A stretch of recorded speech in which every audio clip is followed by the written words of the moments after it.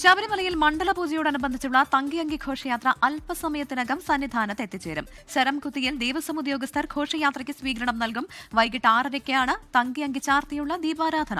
സുജിത് സുരേന്ദ്രൻ സന്നിധാനത്ത് നിന്ന് വിവരങ്ങളുമായി ചേരുന്നുണ്ട്. സുജിത്, ഈ മണ്ഡലകാലത്ത് തന്നെ ഏറ്റവും പ്രധാനപ്പെട്ട ചടങ്ങാണ് തങ്കിയങ്കി ചാർത്തിയുള്ള ദീപാരാധന. ഇപ്പോൾ ആ ഘോഷയാത്ര എവിടെ എത്തിയിട്ടുണ്ട്? എത്രത്തോളം തിരക്ക് അനുഭവപ്പെടുന്നുണ്ട്? തീർച്ചയായും പ്രവിധ ഡിസംബർ 23, അതായത് കഴിഞ്ഞ ചൊവ്വാഴ്ചയാണ് ആറന്മുള പാർത്ഥസാരഥി ക്ഷേത്രത്തിൽ നിന്നും തങ്കയങ്കിയും വഹിച്ചുള്ള ഘോഷയാത്ര പുറപ്പെട്ടത്. ആചാരപരമായി ഏറ്റവും സവിശേഷമായ ഒരു ചടങ്ങ് തന്നെയാണിത്.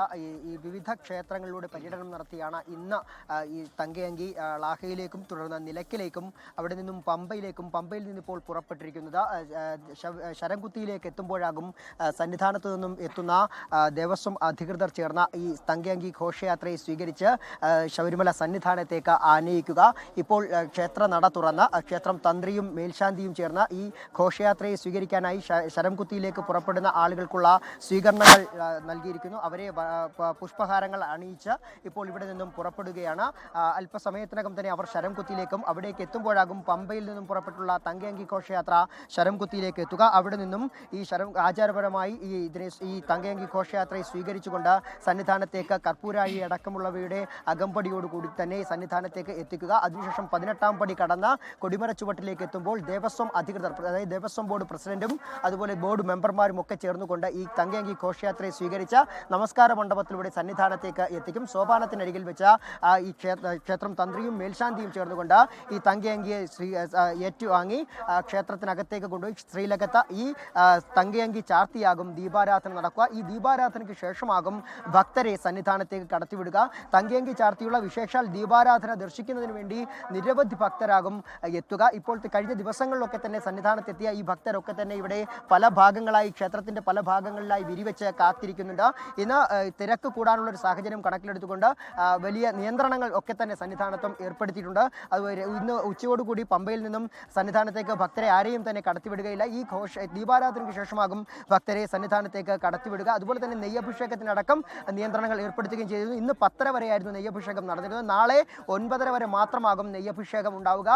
ഇന്ന് ഈ ദീപാരാധനയ്ക്ക് ശേഷം നാളെയാണ് മണ്ഡല പൂജ 10:10-നും 11:30-ക്കും ഇടയിലുള്ള മുഹൂർത്തത്തിലാകും നാളെ മണ്ഡല പൂജ നടക്കുക.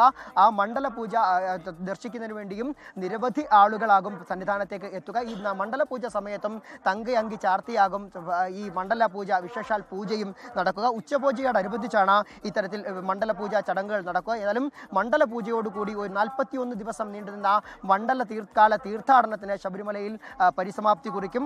വൈകുന്നേരം 5 മണിക്ക് നട തുറന്നു കഴിഞ്ഞ് രാത്രി ഹരിവരാസനം പാടി നട അടച്ചു കഴിഞ്ഞാൽ പിന്നെ 2 ദിവസം നട അടഞ്ഞു കിടക്കും. അതിനുശേഷം 30-ാം തീയതി വൈകുന്നേരമാകും നട തുറക്കുക. അത് മകരവിളക്ക് ഉത്സവത്തിനായാകും നട തുറക്കുക. ഏതായാലും വളരെ ശുഭപര്യവസാനമായ ഒരു ഘട്ടത്തിലേക്കാണ് എത്തുന്നത്. അതായത് പരാതികൾ വളരെ കുറഞ്ഞ സുഖകരമായ ദർശനം ഭക്തർക്ക് ലഭിച്ച ഒരു തീർത്ഥാടന കാലത്തിലാണ് ഇപ്പോൾ പരിസമാപ്തിയിലേക്ക് എത്തുന്നത്. ഏതായാലും ഇന്നിപ്പോൾ ദീപാരാധനയ്ക്ക് മണ്ഡല തങ്കയങ്കി ചാർത്തിയുള്ള വിശേഷാൽ ദീപാരാധന ദർശിക്കാനുള്ള ഒരു ഒരുക്കത്തിലാണ് ഭക്തരൊക്കെ തന്നെ. അല്പസമയത്തിനകം തന്നെ ഇവിടെ നിന്നും ഈ തങ്കയങ്കി ഘോഷയാത്രയെ സ്വീകരിക്കുന്നതിന് വേണ്ടി നിയോഗിക്കപ്പെട്ടുള്ള ദേവസ്വം ഉദ്യോഗസ്ഥർ സന്നിധാനത്ത് നിന്നും പുറപ്പെടും. പ്രവിധ.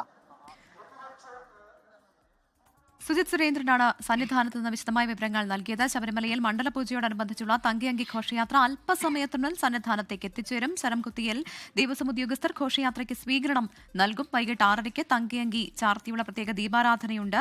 ലോകത്തെവിടെയായാലും ഏത് സമയത്തും 24 വാർത്തകളും ഓഗ്മെന്റഡ് റിയാലിറ്റി പാക്കേജുകളും എക്സ്പ്ലെയിനറുകളും വിശദമായി കാണാൻ ഞങ്ങളുടെ യൂട്യൂബ് ചാനൽ നിങ്ങൾക്ക് സബ്സ്ക്രൈബ് ചെയ്യാം.